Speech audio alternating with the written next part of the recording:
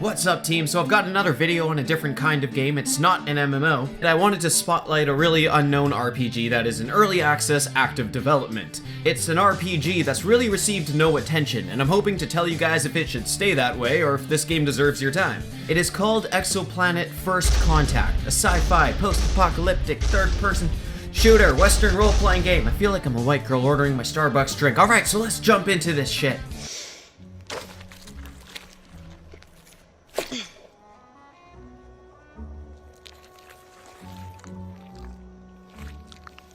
As always, we have the video divided up into pros, cons, and a super special new edition called the Mixed Bag, as in something that's got both pros and cons. Pro number 1. So let's start with the appeal of the world. Obviously, the graphics aren't a big talking point, but Exoplanet makes up for this by offering an incredibly complex world, with caves and caverns that are so expansive you'll literally get lost in no time if you're not keeping track of your path. At first glance, these caves rival the ones you'll find in games like Skyrim and are literally sprawling with all sorts of loot and quests. When I first laid eyes on this vast cavern, I was like, damn, are you serious? And then the game was like, nah bro, we ain't. It turns out this isn't just one of many landmarks to explore, but actually a huge part of the game's entire map, which isn't too big yet. Not to fret though, there's still a lot of promising features of this cavernous valley, and there's many more like it. And that's how A, the world isn't completed yet, so there'll be a lot more of these, and B, it shows that the devs are clearly trying to make all areas of the map incredibly complex and intriguing, and full of different pathways and approaches to both exploration of these areas, as well as the quests in these areas. This particular valley, and a couple others I have explored, look like they may just be an open field where you start on one side and run to the other, but no, that's not the case. Once you start making your way into said valley, you'll notice there are tons of winding pathways you can follow, and cracks in the rocks that you can actually go into, and they will lead you to another pathway and another pathway. It feels like a lot of care has gone into creating some mystery and intrigue to the land, so it's not just giving off the illusion of a big world while remaining linear. It's a great sign of how the developers aim to give this large-scale feeling to the game, while also offering the intricacy of what you typically only see on smaller maps. If all zones are this fun to explore, I cannot wait what the devs add to this game in the future updates. And I mean, just look at these valleys. Exoplanet always gives you this great sense of scale and exploration in how it always positions you in these areas that allow you to see the game's vast regions. Just looking at this made me feel both hyped up to explore and overwhelmed by where I should even start. And then there's these inhabited places like this megaton-looking city, except with even uglier residents than this chick. And I mean before the nuke hits megaton. Because, well, yeah, that's actually really ugly. The next pro, very little bugs yet. Well, no, that's not true. No, there's a lot of bugs, like they're half of the flippin' enemy AI population. A better way to say this is, I have not experienced any game-breaking technical bugs, or even bugs that have taken away from the experience. For me. I know that's not the case for everyone, because these 78 posts complaining about the technical issues didn't come from nowhere. But the biggest issue I ran into was this weird issue where the map would just, like, up and disappear if I turned the camera. Which, I mean, you're eating these things, so you can totally just pretend your character's getting some sort of withdrawal effect from eating red fucking spikes! The food in this game is the most unappetizing shit I've ever seen in my life. And that's coming from a guy who just found out people eat dogs! Like my little cute dachshund puppy. People would eat that. Why? Why? What's wrong with people, man? What's wrong with people? For real though, I haven't really encountered any horrifying or game-breaking bugs, which is a great feeling for an early access title.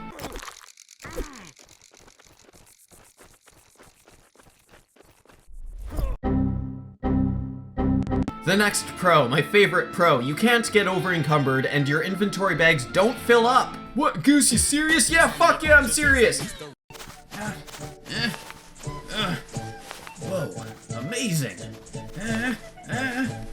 Being over-encumbered is not a fun thing to deal with, and I don't think I've ever played an RPG that doesn't have some sort of bag limit, so this was a very welcome design choice. Remember those days in Elder Scrolls where suddenly a feather spell wore off of you as you were in the middle of getting chased by an army of guards because you accidentally slaughtered half the town's population? And when it wore off, you just stood there like your ass was bolted to the pavement as an army of guards is 10 feet behind you and wants you to pay with your blood? Yeah, that's all gone, guys! The Exoplanet devs must know exactly what I'm talking about, and that's probably why they didn't add this annoying feature. You can just grab whatever the heck you want and you'll be the RPG pack rat you've always wanted to be. And that about wraps it up for the pros, and you know what that means. We're going into the swamp, the cons. The first con, get used to running. A lot. Goose, you love the Elder Scrolls, you love The Witcher, those have a lot of running. Yes, they certainly do, but they offer fast traveling, and fast travel is extremely limited in this game. Typically, not a big deal, but the reason I listed this as a con is because getting from point A to B, especially when completing an objective and running back to the NPC giving the reward, can be really boring, and you'll be running a lot, and stamina both runs out fairly quickly and is not too quick to regenerate. So the guys you play as, Mr. Cocky Pants, the one talking all the smack to everyone, yeah, half the game you'll have to see this bozo panting like a dog. What makes it worse is, once you've explored a part of the map and looted everything in the area, there's next to nothing left to do. If you completed the quest there, there's no reason to go back. If you kill all the enemy AI in the area, they don't spawn back, so you can't even work on gaining XP on the long run back to whoever you need to get to, because the enemies just stay dead. Normally I'm a fan of enemies staying dead when you disperse of them, but in Exoplanet it can make the world feel very empty, because once they're dealt with, massive zones can become very empty, resulting in lots of running with nothing to make it at least a bit exciting along the way. The next con is character progression. The progression is super boring and unexciting, and feels like it has little to no impact on the gameplay. The only real difference in combat that you'll feel is when you start using guns as opposed to melee weapons. Leveling up plays little to no purpose in shaping your Exoplanet experience. This is the one area where Exoplanet falls short specifically as an RPG. First off, it takes a long time to level up. I was level 7 after 10 hours of gameplay. That's not a big deal, but for this reason, it doesn't feel like a significant influencer of the gameplay. What drives this issue home, though, is when you level up, you can apply a point to either your health, your stamina, or energy. Health affects your... well, okay, I don't need to explain that. Stamina affects how long you can sprint, and how much you can swing your melee weapons, and energy affects how much you can use your scanner over and over. The scanner helps you detect loot within a certain radius by highlighting it. Anyways, these will increase in increments of 10 every time you level them. That's about it. There's 3 things to increase, all of which are such small increases that it doesn't even feel like a difference, especially when it takes so long to level that these upgrades roll in so slowly. It would have been nice at least if there was a regeneration rate increase as well, or something like that. And there's no skill trees or perks or anything like that. This right here, this is it. It's just boring, and it's unfortunate because there could be so many things you could do with a perk system, like survival skills, crafting skills, combat skills. There's all those sorts of things going on in this game, so it'd be nice if we the players could have some sort of influence over how we survive in this world. The next con is the questing. The quests are more of a reason to explore instead of a driving narrative to the game. The main storyline's premise isn't very exciting. It's kind of reminiscent of how Fallout New Vegas starts. Like, you're hunting for the guys that did you wrong at the beginning of the game and left you butt-ass naked in the middle of nowhere. In my 10 hours, the main storyline has just kind of pushed me in the direction I need to go on the map, and is the determiner in you reaching new points on the map. To be fair, one of the quests, which has you dealing with your first firearm-carrying enemies, was pretty cool. But aside from this quest, none of them have been particularly exciting. The way you'll probably end up getting enjoyment out of these quests is a lot of them can be challenging due to enemy difficulty, so it feels great to try and work towards getting your character to the point that he can complete objectives without getting wrecked. But the main takeaway here is the quests are decent at best, and while the developers have stated in their roadmap that they want to expand on the story a lot more because it is, quote, barely present, if you are wanting a strong story-driven RPG, you'll want to wait to purchase this game. Next up, you have no idea which NPCs offer quests. Most other RPGs are like so in your face about throwing NPCs at you with quests. Quest. So in theory, if you don't know which ones offer you missions, it could be kind of a cool feature because then it promotes you having to talk to NPCs and they can lead to really cool dialogues and immerse you more in the world. With Exoplanet, most NPCs, even if they have varying names, say the exact same things. They are the game's population fluffer, but don't really serve any purpose, and after you talk to the first one, you don't really want to talk to another. So it'd be nice if there was an indication which NPCs are quest givers. And moving right along, we have the weak and repetitive soundtrack. The description of Exoplanet on Steam says it's a space western. Yeah, so the only Western thing about this game is the audio, which I turned off because it was so repetitive, so now it's just, space. What? There's just a lack of different tunes, and it's not like the limited soundtrack in here sounds horrible, it just repeats a lot, and it would be nice if, down the line, more beats can be dropped into the game. I purged like 95% of my Spotify playlist when the new year started, so I'm listening to the same 4 songs over and over while I play this game right now, and I want to blow my brains out! The next con isn't a big one, but it's the fall damage, which can be really frustrating. Unless you're plopping down a campfire, taking a seat, and singing Kumbaya for the next 5 minutes, regenerating health on the go is a pretty slow process, and when I seem to have legs made of brittle and all the weight on my guy is in his head, which is very possible because he's dumber than a bag of hammers, then I get a bit annoyed. If you feel tempted to jump off a bridge, a ledge, or even a 1-foot tall rock in this game, freaking save before you do it. Trust nothing! Alright, now we're jumping into the last section of the video, which is the mixed bag, and I think it's the most important part of the video. Guns for the first several hours are non-existent, despite finding hundreds of rounds of ammo. The upside to finding all this ammo is when you finally get a gun, you actually have some bullets to use with it, but still, the starting few hours of the game will be restricted to melee weapons, unless you use your flare gun, which has a small chance of lighting enemies on fire, but doesn't really do anything else aside from that. It'll make sense why you can't use a gun once you get a certain quest that has you dealing with your first group of enemies that are all wielding firearms. You won't be able to do crap against them, so you have to do this quest which revolves around essentially moving on to the next massive zone, and you'll get a gun as a result. So if you're getting discouraged early on because you love shooting things, then don't worry, you'll only have to deal with melee weapons for the first few hours, and once you get your first gun, I found that the gear progression really starts rolling in. I practically owned every gun available like 3 hours after getting my first gun, and my gear got significantly better and cooler looking as well. So the important thing to take away here is, if you want to get dropped into the game and feel powerful quickly, yeah, that'll be a problem. It's not like you'll be getting stomped over and over, but you'll definitely have to wait a few hours before you feel like the Wasteland's kingpin. Mixed bag point number 2. Lack of any map or markers is both a pro and a con. We lost! We fucking super lost, man! Tell them, McCluskey. Tell them what time it is. It forces you to be attentive to your environment, and getting lost will be a regular occurrence, which is cool because it promotes exploration, and there's a lot of that to do in Exoplanet. I'd argue it's the main draw of the game.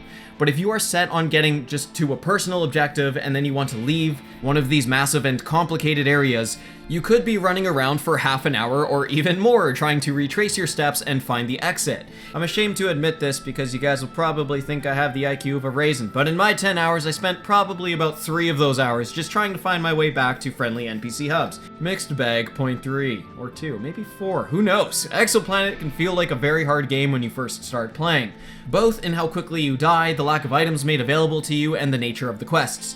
If you enjoy the really simplistic quest marker style of RPG like Elder Scrolls or Fallout, this quest system could be a hassle to you, but if you can get past that, the quests are actually pretty fun at times, and I would argue that there's a lot of variety in terms of like the difference in objectives per quest, so there's not much of that go here and kill this kind of quest, which is fantastic. So I also mentioned you die quickly at the start. The irony of playing a character who talks all that shit but is a little delicate flower on the battlefield is not lost on me. Jack will go down quickly, and if he gets hit, you best believe you'll be watching a load screen a few seconds later. I learned there is a dodge mechanic that helps you tremendously when avoiding enemy attacks, but to be safe, be smashing that F5 key like it's the close tab key when your parents walk in on you watching the porno. So that brings me to my next point, which is get used to reading dialogue, and lots of it. This is a positive and a negative in a couple of ways. Your character's name is Jack, and he spits out some real stupid shit. The kind that makes you think he got bullied a lot when he was a kid, but his personality eventually grew on me in a Duke Nukem dumbass kind of way. And I mean, you can choose your own dialogue options a lot of the time, but he'll sound like an asshole saying all of them. And as for the general feel of the conversations, sometimes they feel really natural, like a real conversation in real life. But on the other hand, some conversations are like really awkward and can drag on for so long that you're like, let me go, bitch, I want to play the game. Combat is also hit or miss. It's engaging in some ways and underwhelming in others. While melee fighting, it's pretty much just click a button over and over with a dodge ability thrown in there as well. At first, I had fun with the melee combat because every enemy was pretty tough to kill, so like say if 2 came at me, I'd be like, well, I can barely survive 1, so how can I pull this off? So you have to be on the ball with dodging and jumping around. But once it came to owning guns, it became pretty easy. A lot of the time I could gun enemies down before they could even respond to me. So I wouldn't label the combat as unsatisfying, but there's definitely a lot of room to improve. There's what looks like an MMORPG skill bar going along the bottom of your screen, so I was expecting to unlock some abilities to make it more fun, but those slots seem to just be for items in your inventory. The enemy NPCs are pretty clunky and just have generic swing or shoot attacks. And finally, we're at the last point. As time carried on and I explored more and more, whether it be windy small pathways leading to a small valley or what seems like the ruins of a past human settlement, it felt like all of these seemingly interesting landmarks were actually not really interesting at all.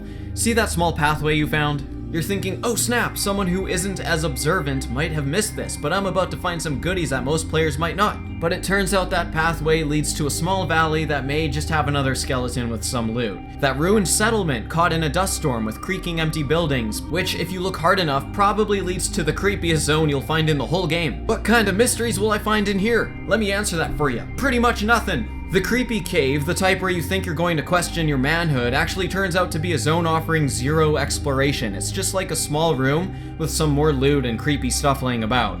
I got so excited and nervous because I thought I'd run into some evil-ass new faction or creepy monster, but there was nothing, and who knows, these zones might be for quests down the line, but the fact is, while Exoplanet First Contact is great for people who love exploring and open-world RPGs, half the time you might feel like the result of that exploration is a bit shallow and unexciting. Exploration is very hit and miss, and while I think at times Exoplanet's biggest strength is the detail in the map, there will also be times where the game teases you and makes you think there's something great around the corner when there isn't. But hey, sometimes there is, and there's enough intricacy in the strongly fleshed out zones that the weaker ones just feel more like a letdown, but you'll want to keep pushing forward. Now for the final verdict. All of these points, both negative and positive, are overwhelmed by the amount of effort and love that's getting poured into creating this game. It felt to me like it's on the cusp of being a fantastic RPG, and that's why I kept playing, because I was legitimately having fun despite the cons. Overall, Exoplanet First Contact is shaping up to be an incredible game, and I don't use the word incredible lightly, and the reason why I feel Exoplanet is deserving of such a word is, it's not a big dev team, it's clearly an indie title, it's not an expensive game. But any player would be able to tell that these guys are trying to treat this game like a high-profile release despite all of this. They are clearly putting a ton into building this world and making it feel as vast and packed with unique tidbits that you'd expect a AAA game would offer. This game isn't complete, and judging by the roadmap, there is still a lot more to come, despite the game already shaping up to be at least 15 hours of fun in its current state. Yes, there are problems, yes, there's a lack of combat depth and NPC variety, and yes, you play a guy who seemingly scrolled through Urban Dictionary and decided to combine random words to make an insult, but the handful of problems is completely outmatched by the amount of fun Exoplanet is packing for this low of a price tag. By nature, Exoplanet feels a bit old school with these graphics and the rarely used questing mechanic where reading the text is actually necessary. Luckily, all of the dialogue provides as much laughs as the game provides fun, and it's obvious the dev team, Alur's team, is just scratching the surface of what they want to do with this game. I think Exoplanet is definitely worth any RPG enthusiast's time. Thank you so much for watching, guys, it means a lot, and hit that subscribe button. I try to release videos that'll help you guys make informative purchases, so expect a lot more of this, and feel free to drop a comment if you want me to make a new player tips video for this game. It's a bit of a hard game to get the ball rolling in compared to a lot of other RPGs, so I can absolutely lay down some knowledge for you guys if you want to kick things off fast in Exoplanet. Alright, consider sticking around and take care.